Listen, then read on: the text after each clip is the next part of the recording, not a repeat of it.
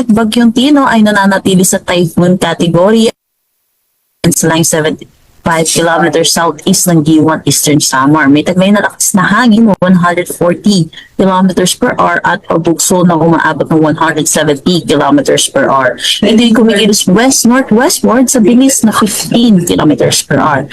Discuss po muna natin kung ano po nakikita natin dito sa satellite image po natin. Meron din tayong northeast monsoon na nakaka-apekto dito sa malaking bahagi ng Luzon at yung line po natin na inaasahan po natin nagdadala din po ito ng mga pag-ulan ngayon po katulad na nararanasan po natin ngayon dito sa Metro Manila.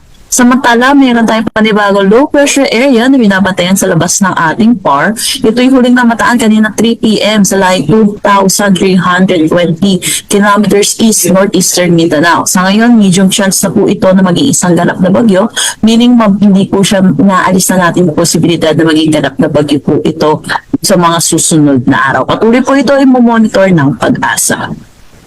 Para naman sa ating forecast track din sa bagyong Tino, inaasahan natin yung posibilidad niya na mag-landfall or mag-close approach dito sa may Humulhon Island or Dinagat Islands ngayong gabi. So pinapaalalahanan po natin mga kababayan po natin na mag-ingat po, lalo na po meron na rin tayo mga nakataas na tropical cyclone wind signal number 4, lalo na po dito sa may Eastern Visayas, Northern at Eastern section po ng Mindanao.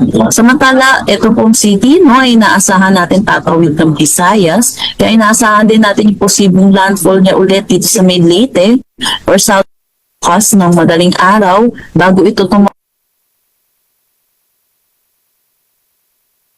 sa ating forecast track. Ito'y tatawid ng ating kalupuan bilang typhoon category. Kaya pinag-iingat po natin ang mga kababayan po natin dahil sa mga malalakas na hangin at mga pag-ulan na mararanasan dulot na itong pagtawid ni Bagyong Tino.